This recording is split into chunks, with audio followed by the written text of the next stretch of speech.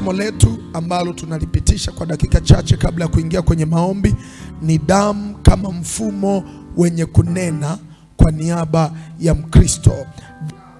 Damu kama mfumo wenye kunena kwa niaba ya Mkristo. Manake leo damu tunaiangalia kwenye eneo ambalo inasimama kama mfumo ambao utanena mema kwa niaba ya Mkristo. Mfumo ni nini? Mfumo ni system kwa Kiingereza, wanaita system. Manake ni kitu chochote ambacho unakitengeneza ama unakiweka mahali kinakuwa kinakufanyia kazi ambayo wewe ulitakiwa kufanya kila siku, chenyewe kinafanya kwa niaba yako. Kwa hata kama hautakumbuka kufanya ama hautakuwepo, chenyewe kinaendelea kufanya. Manake hii ndio tunaita mfumo. Mfumo ni kitu chochote ambacho unakitengeneza kinakuwa kinafanya majukumu yako kwa haupo. Bwana Yesu asifiwe sana. Bwana Yesu asifiwe. Unapopiga simu kwenye mitandao ya simu, unapompigia mtu simu, kama mtu hapatikani, mara nyingi unaweza ukasikia labda ni usiku wa manane, unajibiwa na sauti inakwambia unayempigia sasa hapatikani. Au unaweza ukaambiwa salio lako halitoshi. Je, ni nani ambaye anakuwa yuko standby muda wote anasubiri wewe unapopiga simu apate kukujibu? Jibu ni kwamba hakuna mtu ambaye anakuwa yuko muda huo kwenye hiyo kampuni ya simu ama yuko ofisini muda huo, muda wote standby anasubiri wewe ukipiga simu aweze kukujibu. Ukweli ni kwamba kunakuwa tayari kuna mfumo ambao kazi ya mfumo huwa ni kutenda kazi kwa niaba ya wale wafanya kazi. Kwa mara nyingi unapokuwa umepiga simu haipatikani, mfumo unawafanyia kazi wao wakiwa majumbani wamepumzika. Mfumo unakuwa uko standby kufanya kazi kwa ajili ya kujibu. Kwa ikitokea umepiga simu kwa mtu hapatikani, mfumo utajibu, sio mtu. Mfumo ndio utakwambia salio lako halitoshi. Mfumo ndio utakwambia unayempigia hapatikani. Kwa hiyo kazi mojawapo ya mfumo ni kuhakikisha unakufanyia kazi. Kwa hiyo damu ya Yesu inaweza ikasimama kama mfumo wa kunena mema kwa niaba yako. Yani badala ya wewe kukumbuka kujitamkia kila siku, kwa jinsi ambavyo wewe ni binadamu, sio rahisi kukumbuka kujinenea maneno kila siku mema. Kuna mazingira tunakutanaga nayo yanavunja moyo, yanakatisha tamaa. Kwa hiyo ni rahisi sana kujikuta unasahau kujinenea mema. Ni rahisi sana kujikuta siku hiyo umechoka ama unajikuta hauna mudi ya kujitamkia. Kwa hiyo damu kazi yake mojawapo ni kunena. Kwa hiyo tunaiweka damu kwenye mfumo, inageuka kuwa mfumo.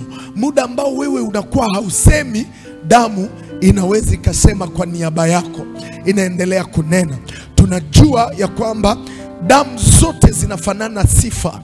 Na ukisoma katika maandiko matakatifu, unaona damu ya kwanza kumwagika. Tunajua kuna damu ya kwanza ambayo ilimwagika ya Kristo kabla ya misingi ya dunia haijawekwa. Lakini tunaona damu ambayo ilitolewa na ndugu, damu ya mtu wa kwanza ambayo ilimwagwa kwa dhuluma, ilikuwa ni damu ya Habili. Damu ya Habili baada ya kumwagika, Habili alivyouawa, damu ya Habili iliendelea kumwakilisha Habili pale chini ilipokuwa imemwagwa, iliendelea kulalamika, iliendelea kulia. Na ndio maana Mungu anazungumza na Kaini, anamwambia, kwa nini umemwaga damu ya nduguyo? Ona inanililia kutoka kwenye ardhi. Kazi ya damu sema kwa niaba ya mtu fulani kwa jambo fulani. Damu inaweza ikakushtaki. Damu inaweza ikaendelea kudai justice, ikaendelea kudai haki. Pengine ulimwaga damu ya mtoto mchanga, ulitoa mimba, fanya jambo lolote, kawaida ile damu huwa inaendelea kushtaki. Sasa damu, the blood is a system. Damu ni mfumo ambao unaweza ukasimama ukadai haki, ukadai fidia au ukadai rehema. Na ndio maana asilimia kubwa ya watu walioua mara nyingi huwa wanakamatwa kiurahisi, kwa sababu Waswahili wanasema damu ni nzito kuliko maji, kwa sababu always the blood can speak. Damu inaweza ikadai haki.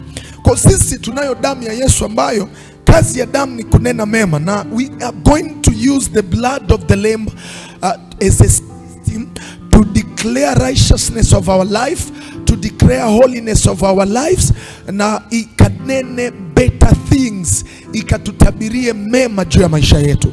Kitabu cha Waebrania sura ya 12 mstari wa 24 anasema, na Yesu mjumbe wa agano jipya, damu ya kunyunyizwa inenayo mema kuliko ile ya Habili. Damu inakinywa, damu is a system. Uzuri wa damu, ikishaanza kunena inaendeleaga kudai, haiwezagi kunyamazishwa. Paka labda ije damu kubwa yenye nguvu on top of that blood ndio inaweza kanyamaza. Sasa na uzuri sisi we are using the powerful blood ambayo ni damu ya Yesu. Ukisoma katika kitabu cha Mwanzo sura ya 15 mstari wa 1 mpaka wa 5, alafu nitakusomea mstari wa 8 mpaka wa 9, tuone namna ambavyo Ibrahimu alipokuwa akiendelea kumuomba Mungu kiwango akafikia cha kukata tamaa. Anamuomba Mungu ampe mtoto. Baadaye Mungu anampa sasa mfumo, atengeneze mfumo ambao utaendelea kumkumbusha Ibrahimu. Kitabu cha Mwanzo sura ya 15 mstari wa 1 mpaka wa 5, baadaye nitamalizia mstari wa 8 na wa 9. Neno la Bwana linasema, baada ya mambo hayo neno la Bwana likamjia Abraham katika njozi likinena, usiogope Abraham, mimi ni ngao yako na thawabu yako kubwa sana. Abrahamu akasema, Bwana Mungu, utanipa nini? Nami naenda zangu hali sina mtoto, na nani atakaye miliki nyumba yangu? Ni huyu Eliezeri Mdameski. Mstari wa 3, Abrahamu akasema, tazama, ukunipa uzao, na mtu aliyezaliwa nyumbani mwangu ndiye mrithi wangu. Na neno la Bwana likamjia likinena, huyu hatakurithi, bali atakayetoka katika viuno vyako ndiye atakaye kurithi.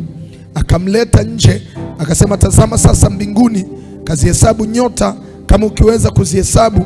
Akamwambia, ndivyo utakavyokuwa uzao wako. Sasa ukisoma vizuri katika maandiko matakatifu, unagundua Ibrahimu alikuwa ameshafikia to the point, amechoka. Anaanza kumdoubt Mungu, anaanza kumlalamikia Mungu.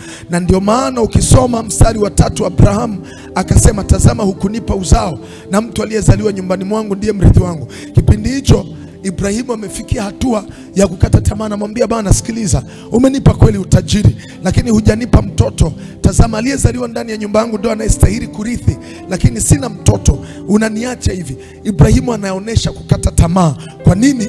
Ni asili ya mwanadamu kukata tamaa. Sio rahisi wewe kuendelea kumuomba Mungu juu ya kile unachohitaji. Sio rahisi kuendelea kumkumbusha Mungu juu ya jambo unalotaka. Binadamu ana kawaida ya kukata tamaa. Binadamu ana kawaida ya kusahau wakati mwingine. Sasa Mungu akamfundisha system ya kufanya, ili kama yeye atatokea hatoweza kukumbuka kuomba kila anachotaka kwa habari ya uzao, Mungu akamfundisha system.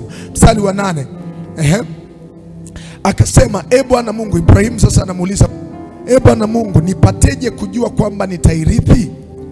Mstari wa 9, akamwambia, unipatie ndama wa miaka 3 na mbuzi mke wa miaka 3 na kondoo mume wa miaka 3 na hua na mwananjiwa. Nini anamwambia kwamba, sikiliza Abraham, wewe ni kweli kwa akili ya kibinadamu umekukiomba, lakini umefika wakati akili yako imefika mwisho. Uwezo wako wa kuendelea kubeg umefika mwisho. Uwezo wako wa kujitabiria mema umefika mwisho. Yawezekana you are going through hardship and through hard circumstances. Imefika wakati huoni tena mpenyo. Imefika wakati badala ya kuendelea kujitabiria mema, akili yako inagoma. Uwezo wako wa kusema unagoma. Uwezo wako wa kuendelea kuomba na kumkumbusha Mungu juu ya ahadi yako unagoma. Lakini maandiko yanatuambia ya kwamba iko damu ya Yesu. Damu, Mungu anamwambia, nenda kaniandalie wanyama unikatakatie kama sadaka na dhabihu ya kuteketezwa. Manake kilichokuwa kinaangaliwa ni damu.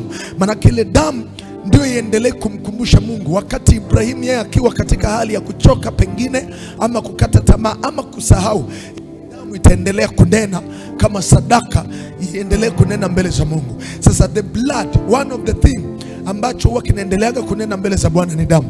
Paka leo damu ya Yesu ni damu iliyo hai, ambayo bado inaendelea kunena kwa habari ya justice, inanena kwa habari ya rehema juu ya maisha yetu, inanena kwa habari ya haki yetu, inanena kwa habari ya baraka zetu. Sasa kama ambavyo Ibrahimu aliambiwa aweke damu mahali popote penye patano lake na Mungu, ili ile damu iendelee kunena, na sisi asubuhi ya leo tunakwenda kuiachilia damu ya Yesu mahali popote. Kuna mambo yetu tumekuwa tukimkumbusha Mungu kila siku, lakini kuna muda tunasahau, kuna muda tunarudi nyuma. Tunakwenda kuomba sasa, tunakwenda tunakwenda kuachilia the drop of blood in every angle, tone la damu ya Yesu kwenye kila eneo ambalo tunajua hili jambo tunalitaka. Kama ulimuomba Mungu gari, kama ulimuomba Mungu nyumba, kama ulimuomba Mungu kuinuliwa kiuchumi, asubuhi ya leo as we wake up, as unavoenda kwenye shughuli zako na kuna wengine ni mapumziko, we are going to use the blood of the lamb ikasimame kama mfumo wa kumkumbusha Mungu. Baba, katika jina la Yesu, wewe ni Mungu liye hai. Ninaliinua jina lako kwa damu ya mwana kondoo. Ninainua damu yako Yesu ikanene mema kama mfumo wenye kunena mema na kukumbusha juu ya mahitaji yetu. Mahali ambapo akili zetu zimefika mwisho, mahali ambapo uwezo wetu wa kuendelea kuomba umefika mwisho, mahali ambapo uwezo wa kuendelea kuombea jambo fulani umefika mwisho. Yawezekana ni kutokana na mazingira, yawezekana ni kutokana na changamoto za kibinadamu, lakini tunachojua tunapaswa kuomba kila wakati. Baba, I release the drop of blood of Jesus. Kila mahali I sprinkle the blood of the lamb. Mahali ambapo tumekuwa tukiombea afya na imefika wakati tumeanza kuzoea ule ugonjwa, imefika wakati tumeanza kuzoea hali ya kushindwa, Baba, ninanyunyiza damu ya Yesu iendelee kukumbusha kwa habari ya afya. Ninanyunyiza damu ya Yesu ikaendelee kukumbusha kwa habari ya ile kazi ambayo mtoto wako amekata tamaa, kwa habari ya ile ajira, kwa habari ya ile position, kwa damu ya mwana kondoo, kwa damu ya Yesu, kwa habari ya karia yake ambayo yawezekana mazingira yamemfanya aone hali ya kushindwa, yamemfanya aone hali ya kukata tamaa. Lord, I sprinkle the drop of blood in the name of Jesus. Let the drop of blood go and speak righteous and speak righteous in the name of Jesus. Righteousness in the name of Jesus. Tone la haki likanene haki, likakumbushe uzima, likakumbushe baraka, likakumbushe uponyaji, likakumbushe maendeleo na mafanikio kwa habari ya watoto wake, kwa habari ya elimu ya watoto wake. Yule aliyeombea ndoa kiwango cha kwanza kukata tamaa, Baba, tunanyunyiza tone la haki la damu ya mwana kondoo. Yule anayeombea amani kwa watoto, I release the drop of blood, damu ya Yesu Kristo ikanene mema katika jina la Yesu. Ninaidondosha damu ya Yesu Bwana kwenye afya ya watoto wake, mahali ambapo amekuwa kiomba juu ya ufahamu wa watoto, mahali ambapo amekuwa amekiomba juu ya kazi yake, juu ya biashara yake, juu ya imani yake. Baba, tone la haki likasimame kama agano lisilo nyamaza, maana damu ya Yesu hunena mema kuliko damu ya Habili. Ile damu inenayo mema ikanene mema kwenye kazi yake, ikanene mema kwenye position yake, ikanene mema kwenye afya yake, ikanene mema kwenye biashara yake, ikanene mema kwenye kanisa lake, ikanene mema kwenye huduma yake. Baba, kwa damu ya Yesu ikanene mema kwa ajili ya ibada za Bowage Ministries. Na kemea roho zizuiazo, na kemea roho zicheleweshazo, zinazochelewesha muujiza na zisambaratisha kwa damu ya mwana kondoo. Ninaliachilia tone la haki la damu ya Yesu Kristo, nikiwachilia mfumo kwa wote wanaofuatilia. Wema wako Bwana ukazidi katika jina la Yesu. Lile tone la haki likanene mema mahali popote alipowekewa zuio, na amekuwa kiomba, imefika time haoni mpenyo. But what I believe, Lord, you are going to do something whether we see or not. Ninachoamini ni kwamba God, you are always on control.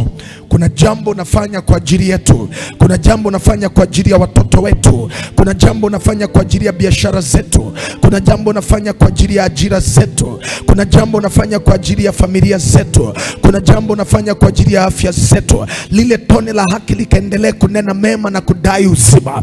Lile tone la haki likaendelee kunena mema, likaseme mema mahali palipo na mashtaka, mahali palipo na vifungo, mahali palipo na nira, mahali palipo na kongwa, mahali palipo na ugonjwa ukanyamaze. But the blood of Jesus, but the drop of blood of Jesus, brande vakuri bakatish karamasaka, ninabatilisha, ninaondoa ngome, ninaondoa maagano, ninaondoa uchawi, ninaondoa roho za masuia.